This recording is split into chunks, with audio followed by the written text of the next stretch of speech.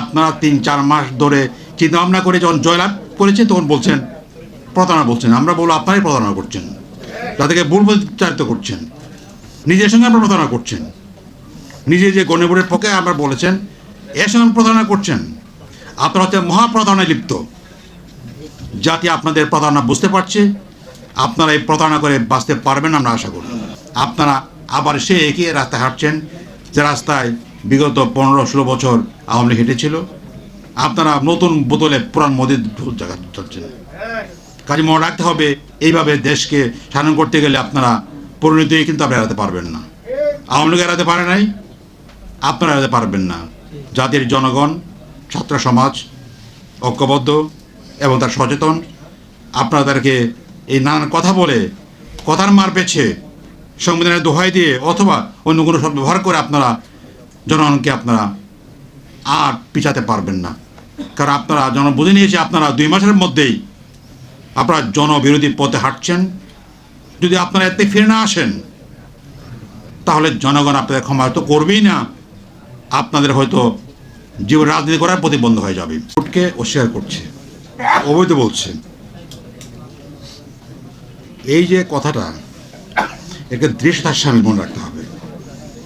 70% মানুষ গণভোটে অংশ নিয়েছে, হার পক্ষে ভোট দিয়েছে এবং তারাও বাধ্যত গণভোটের হার পক্ষে ছিল। তারা বলছে মাঠে, যদিও তলে তলে অনেকে বলছে তারা এটা বিরোধিতা করেছে, তো প্রকাশ্যে তারা কখনোই এটা বলে নাই। গণভোটের পক্ষে তারা বলেছে, রাষ্ট্রপতি আদেশ তারা মেনে নিয়েছে, ইলেকশন করেছে। একই আদেশ বলে তারা ইলেকশন করেছে, একই আদেশ বলে কিন্তু গণভোট হয়েছে। এই যে বিরোধিতা, এই যে প্রতারণা, তারা বলছে এটা হচ্ছে অন্তর্বর্তীকালীন সরকারের একটা গভীর প্রতারণা। আমরা বলবো আপনারা 3-4 মাস ধরে চিন্তা ভাবনা করে যখন জয়লাভ করেছে তখন বলছেন প্রতারণা বলছেন। আমরা বলবো আপনারাই প্রতারণা করছেন, তাদেরকে ভুল প্রচারিত করছেন, নিজের সঙ্গে আপনারা প্রতারণা করছেন। নিজে যে গণভোটের পক্ষে আমরা বলেছেন এর সঙ্গে প্রতারণা করছেন। আপনারা হচ্ছে মহাপ্রতারণায় লিপ্ত। জাতি আপনাদের প্রতারণা বুঝতে পারছে। আপনারা এই প্রতারণা করে বাঁচতে পারবেন আমরা আশা করি। আপনারা যে অধ্যাদেশগুলো বাতিল করেছেন, এগুলো হচ্ছে কিসের বাতিল? আপনারা প্রথম আপনারা বাতিল করেছেন গণভোটের অধ্যাদেশ, তারপর গুম অধ্যাদেশ বাতিল করেছেন, তারপরে বিচারপতি নিয়োগের যে অধ্যাদেশ পদ্ধতি বিষয় বাতিল করেছেন, সচিবালয় বাতিল করেছেন। অর্থাৎ প্রায় প্রতিটি গুরুত্বপূর্ণ অধ্যাদেশ বাতিল করে, যেগুলো জনগণের স্বার্থে করা হয়েছিল, আমরা একমত হয়েছিলাম, আপনারা বাতিল করেছেন। আপনারা পুলিশ অধ্যাদেশ বাতিল করেছেন, কারণ পুলিশ আপনারা এখন নিজের লাঠির বাহিনী বানাতে চান। আগে ছিল আওয়ামী লীগের লাঠির বাহিনী, আপনারা বিরোধিতা করেছেন, এখন আপনাদের লাঠির বাহিনী বানাতে হবে। এইভাবে আপনারা এক একটা করে প্রত্যেকের ক্ষেত্রে আপনারা কিন্তু নিজেদের দলের স্বার্থে জনগণের বিরোধিতা সত্ত্বেও আপনারা এগুলো বাতিল করছেন। তার মানে হচ্ছে কি, আপনারা আবার সে একই রাস্তায় হাঁটছেন যে রাস্তায় বিগত 15-16 বছর আওয়ামী লীগ হেঁটেছিল। আপনারা নতুন বোতলে পুরান মদের জায়গা চলছেন। কাজে মনে রাখতে হবে, এইভাবে দেশকে শাসন করতে গেলে আপনারা পরিণতি কিন্তু আপনারা এড়াতে পারবেন না। আওয়ামী লীগ এড়াতে পারে নাই, আপনারা এড়াতে পারবেন না।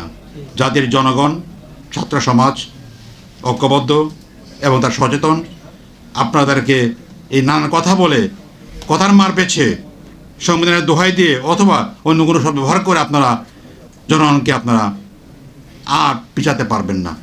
কারণ আপনারা জনগণ বুঝে নিয়েছে আপনারা 2 মাসের মধ্যেই আপনারা জনবিরোধী পথে হাঁটছেন।